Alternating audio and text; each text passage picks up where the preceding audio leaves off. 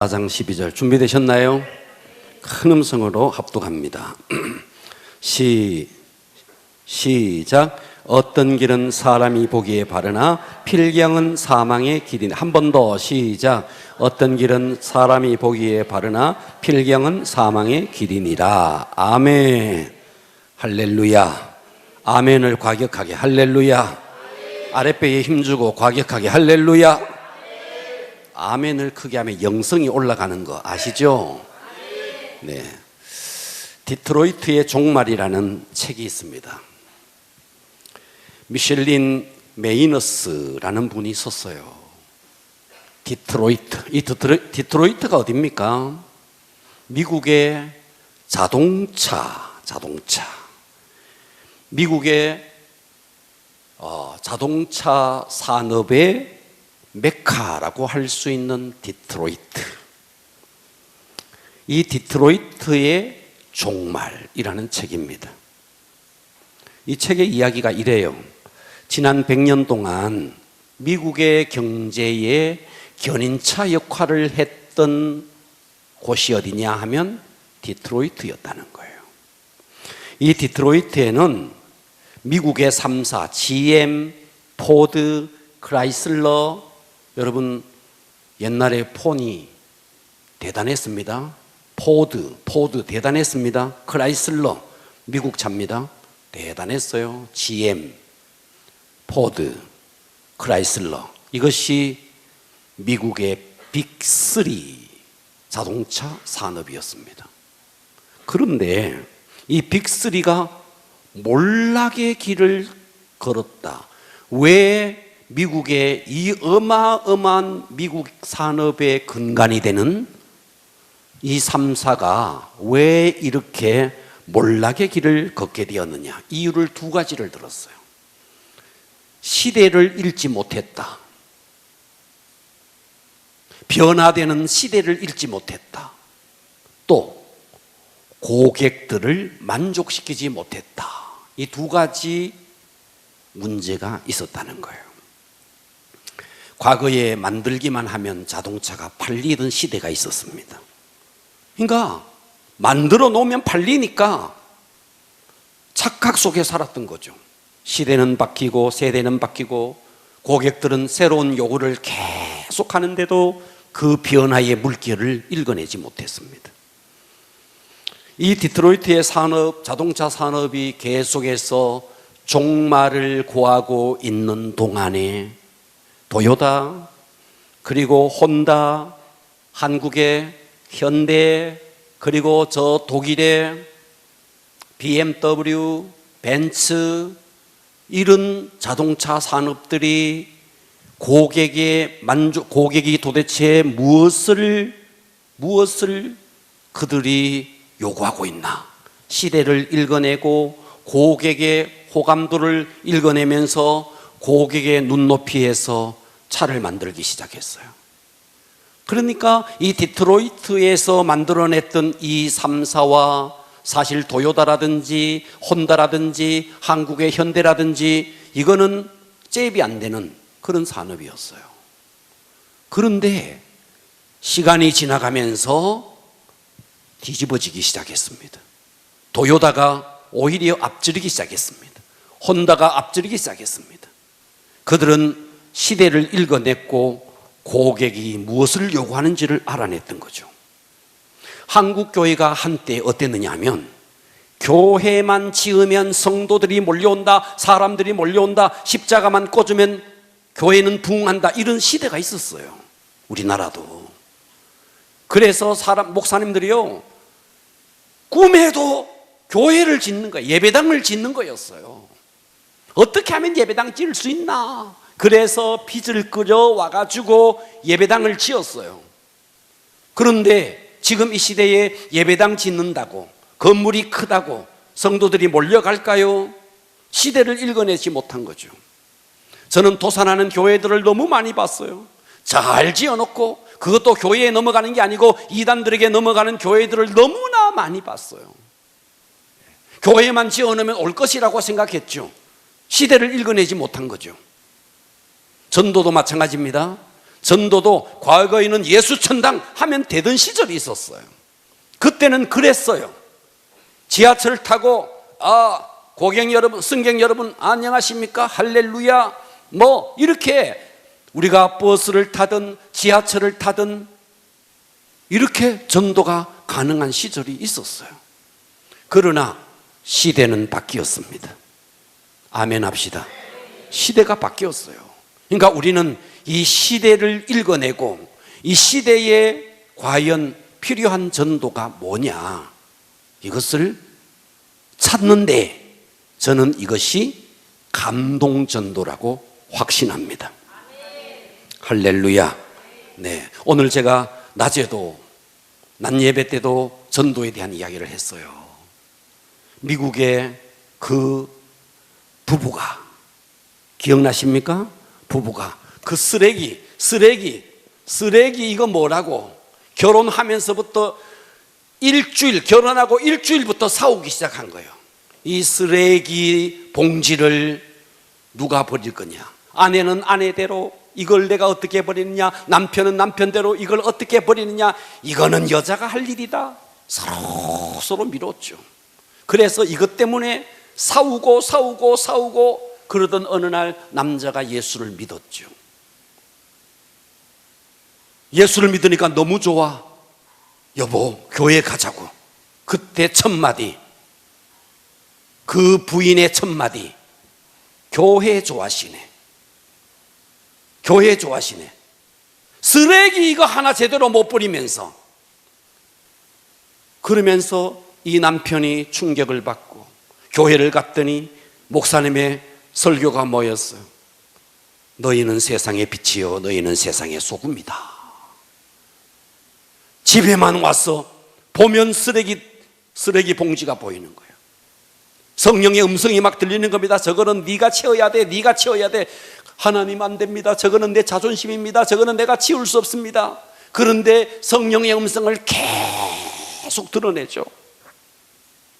그리고 결국 순종하기로 마음먹고 아내가 없는 사이에 쓰레기를 버리기 시작했다는 거죠.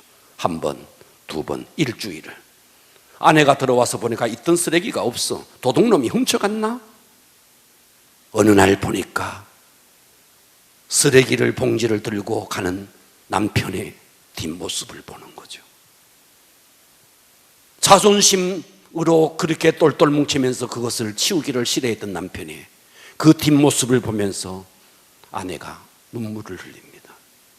그리고 그 남편이 돌아왔어. 여보, 내가 당신을 처음부터 결혼할 때 인격적으로 대하고 당신을 당신으로 대하려고 했는데 쓰레기 그거 뭐라고, 내가 당신 힘들게 해서 미안하다고.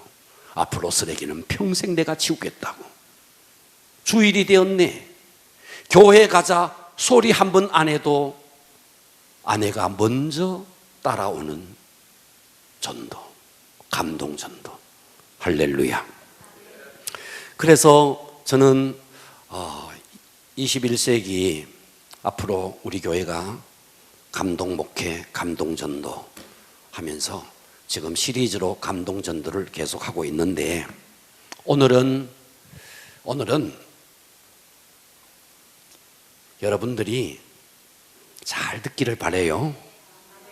할렐루야. 잘 들어야 됩니다. 네. 오늘 제가 낮에 그런 이야기 했잖아요. 난 이야기를 자꾸 하네. 제가 낮 설교를 듣고 올라가서 제 설교를 다시 한번 들어봤어요. 들어봤더니 또 말을 잘못했더라고. 하루에 30명인데 한 달에 90명 됐대. 동그라미 하나 더 해야 됩니다. 여러분 몰랐죠? 제가 들어보니까 그렇더라고요. 그래서 1년에 자살로 죽는 숫자가 10,000명이 넘는 거예요. 1, 10, 100, 1000만 맞나? 수에 약해서. 제가 낮 예배 때 이런 말씀을 드렸어요. 도쿄에 컨퍼런스가 열렸다. 정치인, 재벌, 학자 60층 로얄층에 이들이 한 방을 썼다. 그런데 그 호텔에 정전이 되었다. 60층을 올라가는데 그들이 20층씩 나누어서 자기가 살아온 이야기를 하자. 그래서 정치인은 정치인대로, 교수는 학자는 학자대로, 또 재벌은 재벌대로 올라가면서 20층씩 나눠서 하다가 보니까 재미있게 올라갔다. 그런데 꼭대기 이 60층에 올라갔는데 올라가고 보니까 30년 전이라 열쇠가 없었다. 이게 만일 우리 인생이라면 어떻게 하겠느냐 이거예요. 60층에 한번 내려갔다가 올라오면 되죠. 한 번 더. 그런데 우리 인생의 산이 이렇게 있습니다. 10대, 20대, 30대, 40대, 50대, 60대, 70대, 80대 좋습니다. 요즘 90, 100 산다 칩시다. 그러나 100을 산들 120을 산들 안 죽습니까? 이 꼭지점에 온다 이 말이에요. 꼭지점에. 이 꼭지점에 딱 와서 내 인생을 돌아봤더니 내가 살아온 게 잘못 살았어. 내가 믿었던 게 잘못 믿었어. 나는 평생 이것을 믿으면 정말 이것이 진리인 줄 알았는데 오늘 성경이 뭐라 그래요? 예? 어떤 길은 사람이 보기에는 바르게 보이죠. 돌을 닦고, 예? 절가를 다니고, 어떤 길은 사람이 보기에 바르게 보이죠. 그러나 필경은 사망의 길이라는 거예요. 그래서 우리 인생은 말이죠, B, C, D라 그럽니다. B, C, D. B, C, D가 뭔데? B는 출생. D는 뭔데? 사망. 출생과 사망 사이에 C가 있다는 거예요. 초이스가 있다는 거예요. 초이스. 여러분이 그 어떤 것 보다가도 어쨌든 여러분들이 기독교를 선택했다는 것은 탁월한 선택입니다. 예, 할렐루야. 그동안 살아오면서 여러분들이 뭐 잘못 선택했던 거 있을 수 있어요. 저도 제 인생을 쫙 돌아보니까 그때 이랬어야 되는데, 그때 이랬어야 되는데, 그때 이랬어야 되는데 하는 후회스러운 것들이 있어요. 그러나 단 한 번도 후회하지 않는 게 있습니다. 그게 뭔데? 내가 기독교를 선택한 거예요. 아멘이 좀 적습니다. 과격하게 아멘 합시다. 할렐루야. 네. 기독교의 선택은 탁월한 선택입니다. 아멘. 자, 그렇다면 이제부터 우리는 새로운 초이스, 예수를 믿었다면 믿는 자로서의 여러분들의 최고의 선택은 전도하며 사는 겁니다. 마스크를 껴니 아멘을 하는지 안 하는지를 알 수가 있나?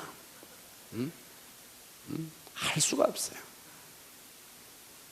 마스크가 벌렁벌렁거리도록 아멘 합시다. 할렐루야. 박경희 집사는 절대로 아멘 소리가, 마스크가 안 벌렁거리네.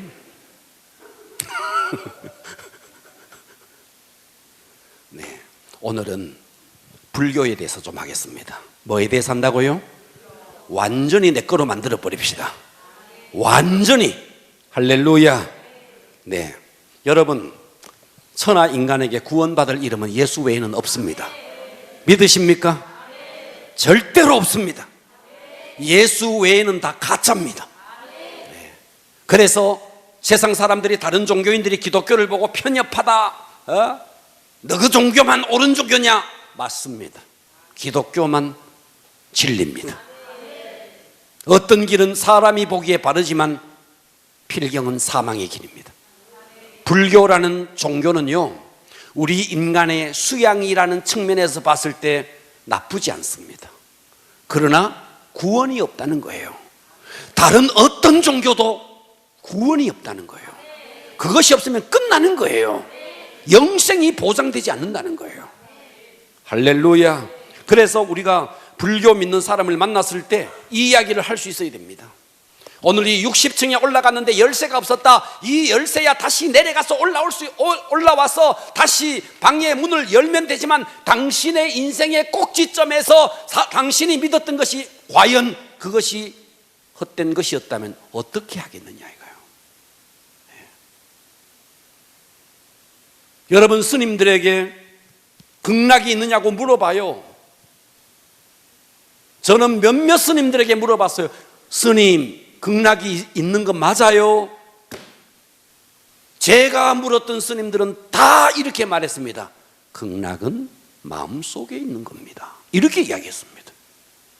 또 한 스님은 이렇게 말했습니다. 극락 그것을 위해서 지금 또 수행 중입니다. 이렇게 이야기했습니다.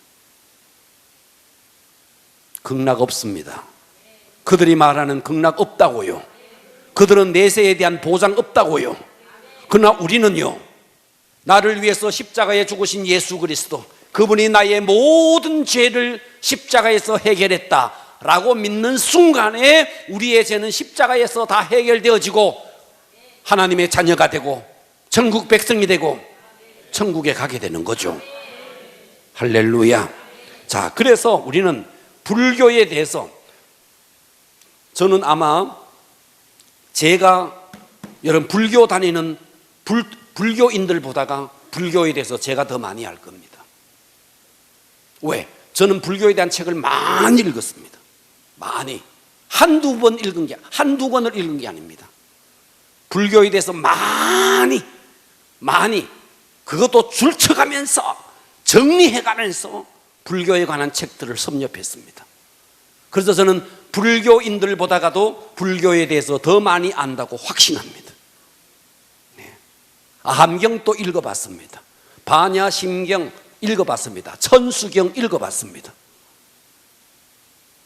불교가 도대체 뭔지를 알고 불교 믿는 사람들에게 이 사실을 가르쳐 줘야 합니다. 오늘은 불교에 대해서 다시 한번 따라서 합니다. 나는 아무것도 모른다. 아무것도 모른다 생각하시고 마음을 여시고 불교에 대해서 한번 뚫어보시기를 바랍니다. 자, 여기에 대한민국이 이렇게 있습니다. 그리고 이렇게 가서 여기가 중국의 칭하오, 청도입니다. 청도. 여기서 여기까지는요 1시간 만에 가는 거리입니다. 비행기로. 자, 이렇게 가서 이렇게 쭉 내려오면요 이 황하강이 이렇게 흘러요. 자, 이렇게 쭉 내려오면, 자, 이게 뭐 내가 제대로 그리고 있나? 이게 인도 차이나 반도입니다. 그리고 이렇게 인도가 이렇게 있어요. 인도와 중국 사이에 있다고 해서 인도 차이나 반도라 그럽니다. 자, 여기는 인도입니다. 인도는 과거에 어떤 종교를 믿었느냐 하면 힌두교를 믿었습니다. 힌두교. 인도는 뭐를 믿었다고요? 그래서 인도는 이렇게 큰 나라였습니다. 인도에서 이 북쪽 지역에 네팔이라는 곳이 있습니다. 자, 여기서 이쪽으로 넘어오면 중국이에요. 네팔 지역에 마야 왕국이 있었습니다. 마야 왕국이 있었습니다. 이 마야 왕국에 왕자가 있었습니다. 그 왕자의 이름이 석가였습니다. 이 석가가,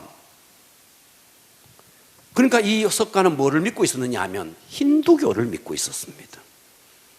그러니까 힌두교인들은 항상 도를 깨닫기 위해서 출가를 해서 도를 깨닫는 것이 그들의 전통이었습니다. 어느 날 이 석가모니가 왕자의 옷을 입고 있는데 행렬이 지나가는데 장례 행렬을 보게 됩니다. 장례 행렬. 이 장례 행렬을 보면서 이 석가가 굉장히 생각이 깊어졌습니다. 사람은 왜 태어나고, 사람은 왜 병들고, 사람은 왜 늙고, 사람은 왜 죽어가는가? 왜 인간에게는 생로병사가 있는가? 왜 태어나고 늙고 병들고 죽느냐? 왜 사람들은 생로병사를 하는가? 이 보통 사람 같으면 먹고 살기 바빠서 이런 생각도 못할 텐데 석가는 아주 생각이 있었습니다. 그때 이 석가의 나이가 29살이었어요. 이 29살 석가가 연민에 빠집니다. 고민에 빠집니다. 그래서 힌두교에서 도를 깨우치기 위해서 계속해서 육체에 고통을 주면서 어떻게 해야 도를 깨닫는가 그래서 수행을 하고 수행을 했는데 도저히 힌두교에서는 수행을 할 수가 없고 도를 닦을 수 없다라는 결론에 도달합니다. 그래서 이석가는 이 힌두교를 뛰쳐나옵니다.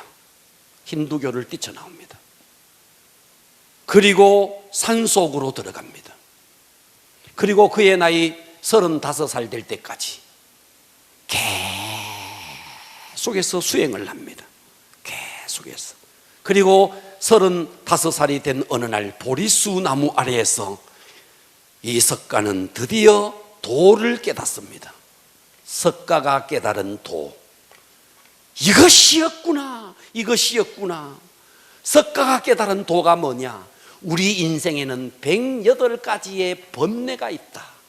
108가지의 번뇌가 있다. 왜 이런 108번뇌가 있는가? 왜 우리 인간에게는 108가지의 번뇌가 있는가? 이 번뇌, 저 번뇌, 제1번뇌, 제2번뇌, 제3번뇌, 108번뇌까지 번뇌를 연구하고 번뇌를 연구해 봤더니 번뇌의 가장 깊은 곳에는 무엇이 있었느냐? 인간의 욕심이 있다. 욕심이 있구나. 왜 사람이 번뇌하느냐? 번뇌는 욕심 때문이다. 만일 우리 인간이 욕심을 버린다면 이 번뇌에서 자유할 수가 있다. 석가가 이걸 깨달은 거예요. 그래서 내 속에 무슨 번뇌가 있나? 가지고 싶은 욕심, 먹고 싶은 욕심, 취하고 싶은 욕심, 이런 어마어마한 욕심들이 있는데 이 욕심들이 결국 번뇌를 가져왔구나. 그래서 욕심을 버리면 번뇌도 사라지는구나. 그래서 내 속에 욕심이 1도 없는 상태를 석가가 말하기를 무아다, 무아. 나조차도 없는 상태. 기독교로 말하면은 십자가의 자아를 완전히 못 박는 거죠. 할렐루야. 예. 그래서 나조차 없는 무아의 욕심이 1도 없는 무아지경. 이 무아지경 욕심이 하나도 없는 이런 상태를 그들은 뭐라고 말했느냐? 해탈이다. 도를 깨달았다. 석가가 이거를 깨달은 거예요. 여러분, 우리는요, 사람들이 자기에게 뭐라고 막 욕을 하면은요, 뭐라고 말해요, 뒷담화하고 욕을 하면은요, 기분 나빠해요. 석가는 뭐라 그런지 아십니까? 돈 10,000원을 딱 주면서 받아봐라. 안 받으면 누가 주죠? 내가 안 받으면 내 거 아니죠. 저 사람이 아무리 내게 욕을 하고 뒷담화를 해도 안 받으면 내 거 아니다. 이게 불교에서 나온 이야기예요. 우리는 누가 뭐라 그러면 왜 기분 나쁘죠? 내가 그걸 다 고스란히 받으니까. 누가 내게 욕을 하면 왜 기분 나쁘죠? 그 욕을 내가 다 받으니까. 안 받으면 내 거 아닌데. 그러지 않습니까? 예? 무아가 뭐예요? 욕심이 1도 없는 상태. 욕심이 없으니 번뇌가 없는 거예요. 이와 같은 상태를 해탈의 상태다. 그래서 석가를 가지고 뭐라 그러느냐? 부처다 그러는 거예요. 부처가 뭔데? 욕심이 1도 없는 무아의 지경에서 번뇌가 하나도 없는 해탈의 상태. 그래서 불교는 결국 무엇을 향해서 나가는가? 해탈을 향해서 나가는 종교예요. 도를 깨닫는 종교예요. 구원이라는 거 없다는 거예요. 그래서 이 석가가 35살에 이것을 깨닫고 돌아와서 제자들을 만나서 이것을 설법을 강연을 합니다. 그랬더니 제자들이 뿅 가버리는 거예요. 우와, 뿅 가버리는 거예요. 석가 도를 깨달았다. 그 속에 번뇌가 하나도 없다. 여러분, 아이들이요, 엄마한테 엄마 휴대폰 사줘? 안 사줘? 중학교 들어가면서 사조 안 사조, 사조 안 사조, 머리를 타밀고 말이죠, 고민을 합니다. 번뇌에 빠집니다. 번뇌에 빠져요. 이 번뇌에, 왜? 갖고 싶은 이 욕심이 이 속에 있으니까 번뇌에 빠지는 거예요. 그런데 욕심이 없으면, 휴대폰을 갖고 싶은 욕심이 없으니까 번뇌가 없는 거죠. 돈을 갖고 싶은데 욕심이 있는데 이 돈이 안 채워지니까 번뇌를 하는 거죠. 그래서 모든 번뇌는 욕심으로부터, 욕심을 버리면 번뇌도 없다. 그래서 욕심을 하나도 없는 상태, 무아의 상태, 그래서 108의 번뇌가 다 날아가 버리는 상태, 이 상태가 해탈이다. 도를 깨달았다. 이것이 부처다는 거죠. 할렐루야. 네. 그러니까 석가모니는 이 사실을 깨닫고요, 이 사실을 깨닫고 제자들에게 내려와서 계속해서 욕심을 버려라. 그리고 우리가 인도라는 나라는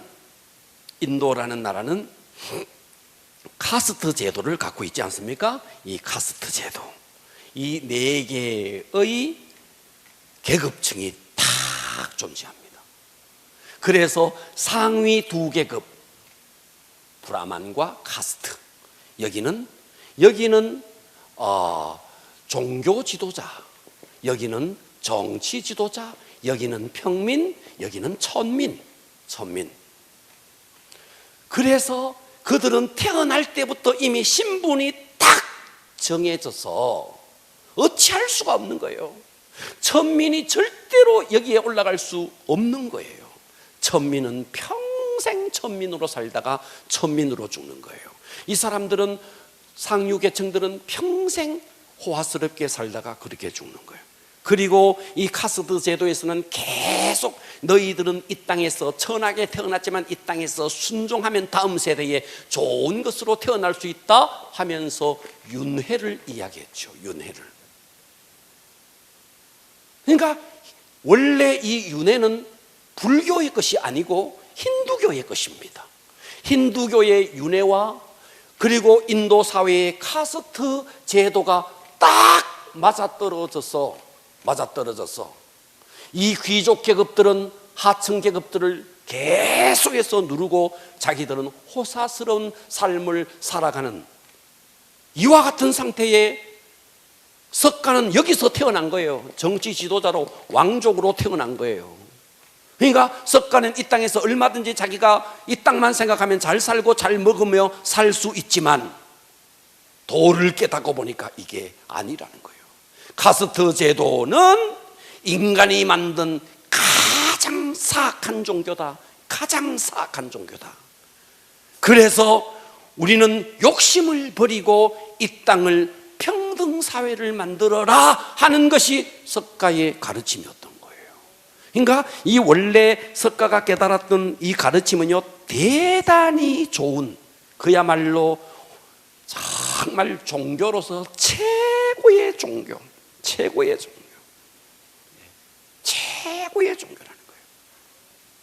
그래서 제자들이 석가에게 와서, 석가모니에게 와서 묻습니다. 스승님, 영혼이 있습니까? 영혼이 있습니까? 묻는 거, 영혼이 있습니까? 그때 이렇게 말합니다. 석가는, 네가 영혼을 보았느냐? 자, 영혼을 보았느냐? 보지 못했습니다. 석가의 말, 그러면 없는 것입니다. 다시 제자가 와서 묻습니다. 스승님, 사람이 죽고 나면 어떻게 됩니까? 사후 세계는 어떻게 됩니까? 물었어요. 그때 석가가 이렇게 말합니다. 네가 죽어보았느냐? 아직 안 죽어봤습니다.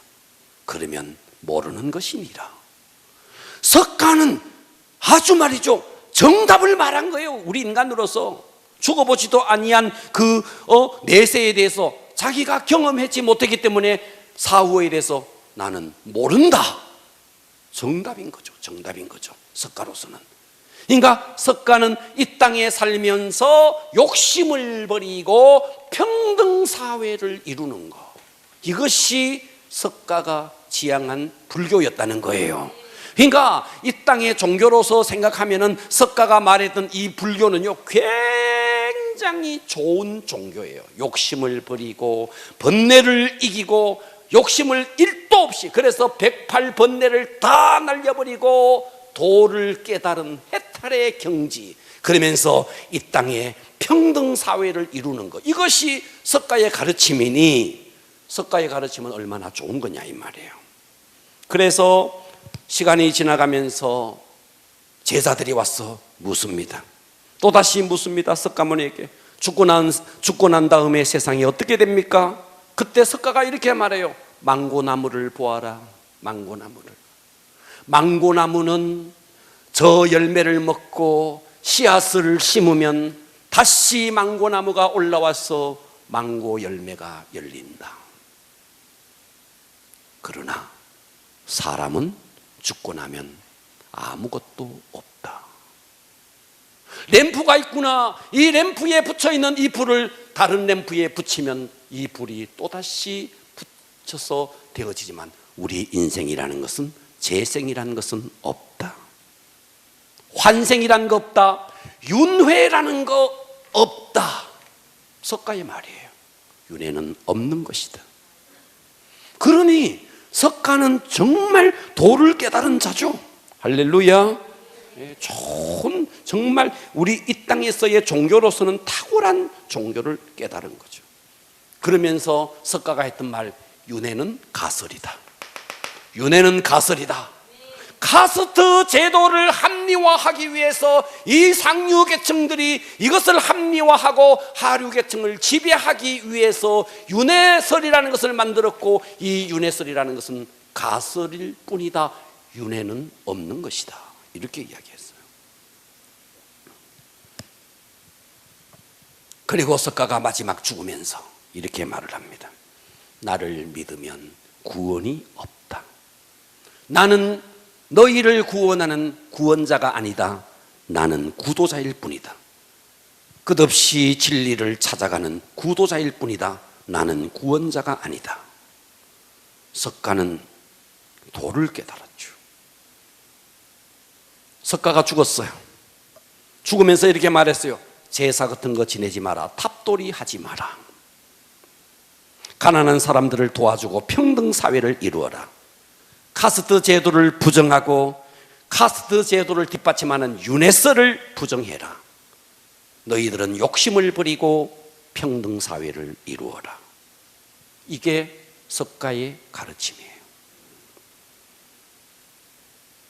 그러니 석가가 지향했던 불교는요, 진짜 인간사회 내면의 욕심을 버리고 번뇌를 버리고 평등사회를 이루는 석가가 추구했던 불교는 정말 아름다운 불교였습니다. 할렐루야. 예. 자기는 구원자가 아니고 내세도 없고 영혼도 없고 그랬어요. 이게 석가의 깨달음이었다는 거죠.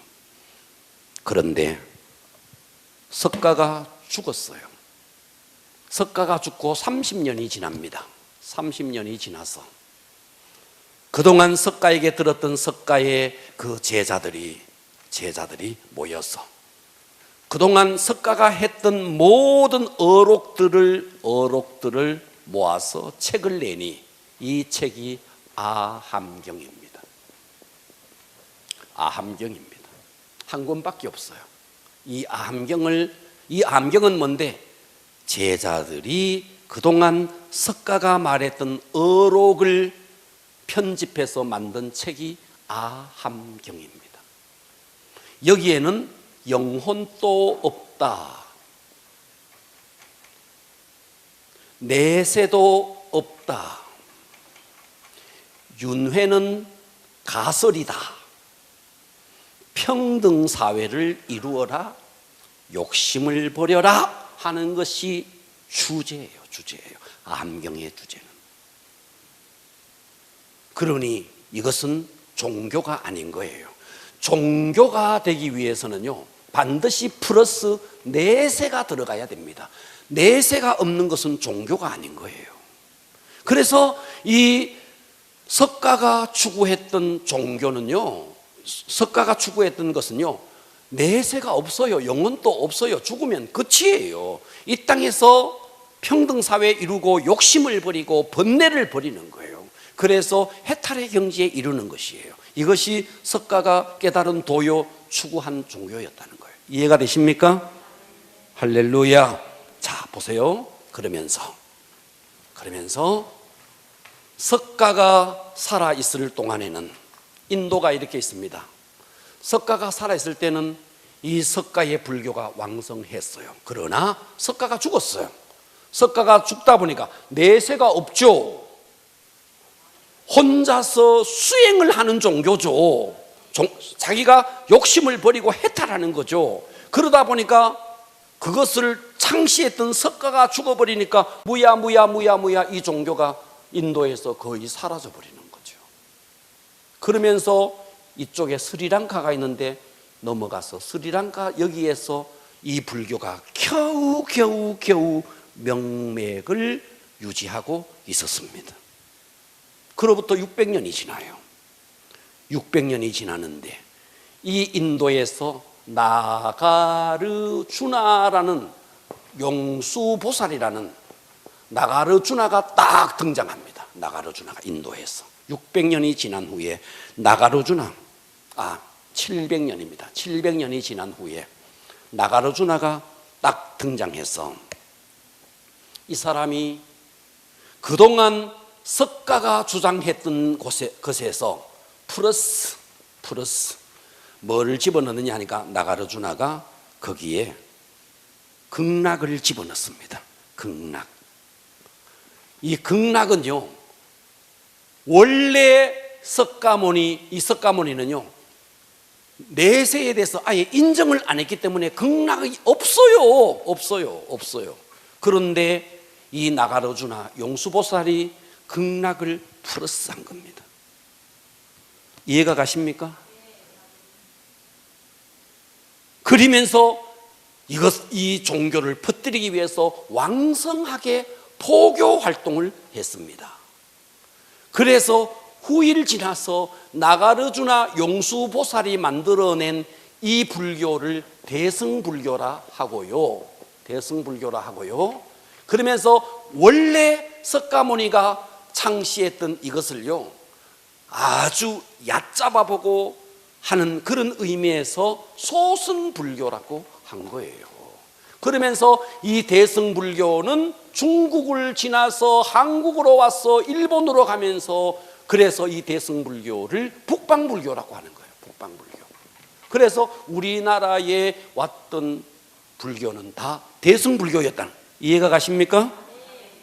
그러니까 이 대승불교는 포교를 하고 이 불교를 보급하는데 엄청 힘을 썼고, 소승불교는 자기 혼자 정신세계에 몰입해서 엄격한 수행을 하는 종교였고, 중국, 몽골, 티베트, 한국, 일본 이 대승불교는 북쪽으로, 그래서 북방종교 남쪽으로 가서 그래서 스리랑카, 태국, 라오스 이쪽으로는 소승불교가. 이해가 가십니까? 그래서 여기는 아함경. 그런데 이 나가르주나에 의해서 거기서 반야신경, 하엄경, 법화경, 금화경, 천수경 이런 법경들이 계속해서 만들어졌습니다. 자, 봐봐요. 보십시오. 그러니까 우리나라의 불교는 자, 여러분 물어봅시다. 신천지가 기독교입니까? 아닙니까? 아니죠. 하나님의 교회, 안상홍 하나님의 교회 기독교입니까? 아닙니까? 여호와의 증인, 여호와의 증인 아시죠? 기독교입니까? 아니죠. 그런데요, 세상 사람들이 볼 때는요, 신천지나 교회나 그게 그거 아니가? 이럽니다. 우리가 볼 때는 이거는 말도 안 되는 소리죠. 맞아요? 말도 안 되는 소리죠. 중국의 현장법사, 이 중국의 현장법사, 이 현장법사가 나중에 세계를 깨달았다, 경장을 깨닫고 율장을 깨닫고 논장을 깨달았다 해가지고 삼장법사라고 하는데, 이 삼장법사가 중국의 현장법사, 이 사람이 여기를 가는 거예요. 여기를, 인도를 가는 거예요. 인도를 가서 뭐를 배웠는데? 불교를 배운 거예요. 무슨 불교? 대승불교를 배운 거예요. 이 불교 자체가 이미 짝퉁인데, 중국 사람이 한국에 와가 기독교를 배운다고 배웠는데, 신천지에 가가지고 하나님의 교회 안산홍에 가가지고 거기서 기독교를 배웠다고 가가지고 퍼뜨리는 거와 똑같은 거죠. 진짜 불교는 석가가 깨달은 평등사회, 욕심을 버리고, 그래서 욕심이 없으니까 무아의 상태에서 108번뇌가 다 날아가는 해탈의 경지, 자기 수행을 닦는 이 땅을 평등사회를 만드는 얼마나 좋은 종교예요. 그런데 이것은 스리랑카에 가서 겨우 명맥을 유지하고 여기에 짝퉁인 나가르주나가 나와서 거기에다가 극락을 집어넣고 포교를 하면서, 그러니까 왕성하게 일어났는데, 불교에서 짝퉁인 이것을 현장법사가 여기 가서 배워서 중국에 와서 이것을 퍼뜨리면서 플러스 중국의 유교가 또다시 포함되면서 49제가 나오는 겁니다. 49제. 불교에서는 49제라는 거 없어요. 없는 겁니다. 등 달고 기와장 팔고 없는 겁니다. 동화사 가봐요. 기와장 얼마에 팔고 난립니다. 얼마나 상업적으로 하는지 몰라요. 불교는 원래 그런 거 아닌 거예요. 불교는 자기 수행을 닦고 욕심을 버리고 그래서 번뇌를 버리고 해탈을 이루고 자기 수양을 닦는 거예요. 원래의 이 석가가 말했던 불교는 얼마나 좋은 불교예요. 그런데 이것을 나가르주나가 여기서 짝퉁을 만들어서 플러스 극락을 집어넣어 가지고 포교 활동을 하면서 중국의 현장법사가 가서 배워서 중국의 플러스 유교가 되면서 이것이 한국으로 넘어와서 온갖 짓을 다 하는 것이 한국의 불교라는 거예요. 듣고 계십니까?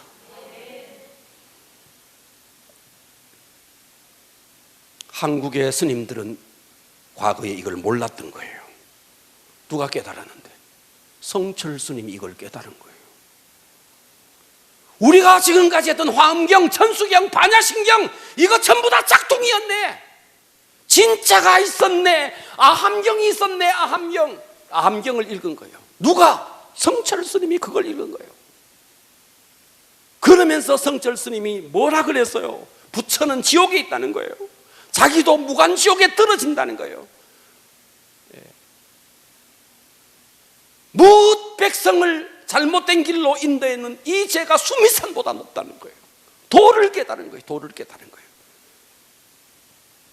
이 이야기는 지금 여러분 인터넷에 들어가서 치면은 쫙 뜨는 이야기예요.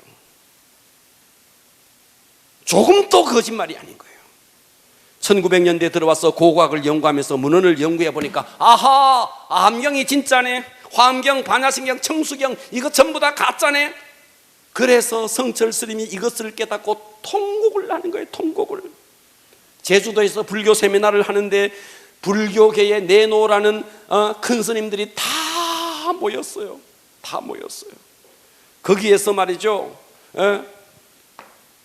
불교 제주도에서 또 최고의 큰 스님이 정명 스님인데, 이 정명 스님이 이 성철 스님 앞에 와서 이렇게 말하는 거예요. 스님, 우리가 믿는 종교가 가짜라면서요. 가짜. 이거 인터넷에 다 나오는 이야기예요. 가짜라면서요. 이거 다 우리가 이야기해야 되는 거 아닙니까? 그때 성철 스님이 눈을 감고 아무 소리도 안 합니다. 아무 소리도. 그러다가 성철 스님이 탁 한마디 했어요. 우리가 입을 열면 대한민국의 불교는 문을 닫아야 한다. 이 성철 스님의 이야기예요. 지금 제가 하는 이야기는 인터넷에 다 나오는 이야기예요. 그런데 아무것도 모르고 그들은 불교가, 선대가 그렇게 해왔으니까, 우리 부모님이 그렇게 1년에 절간 한번 안 다니면서도 종교가 뭐냐고 물으면 불교라고 말하는 거예요. 이런 사람들은 평생을 그렇게 믿었는데 이 꼭지점에서 딱 가보니까 어떻게 할 거냐 이 말이에요. 어떻게 할 거냐 이 말이에요. 여러분이 선택한 기독교는 여러분의 생애 속에 최고의 탁월한 선택이었습니다. 할렐루야. 죽을 때 이 성철 스님이 조계종에서 최종정이라 이름 붙여있는데 그분이 이렇게 말을 했습니다. 부처님은 항상 지옥에 계신다. 3000배 하는 거 알고 보니 가짜였다. 정명 스님이 성철 스님에게 가짜를 가짜라고 말해야 하지 않습니까? 성철 스님, 그러면 대한민국의 절은 다 문 닫아야 한다. 제가 하는 이 이야기는 인터넷에 나오는 이야기입니다. 그러니 우리는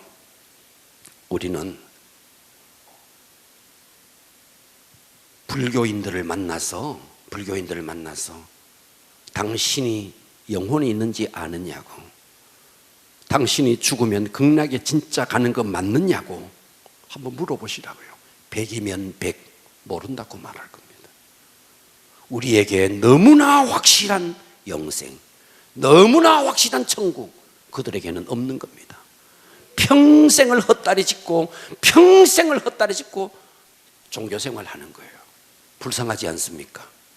우리는 그들의 영혼들을, 우리는 천주교도 구원해야 됩니다. 하나님의 교회도 구원해야 됩니다. 신천지도 구원해야 됩니다. 불교인들 구원해야 됩니다. 스님들 구원해야 됩니다. 할렐루야.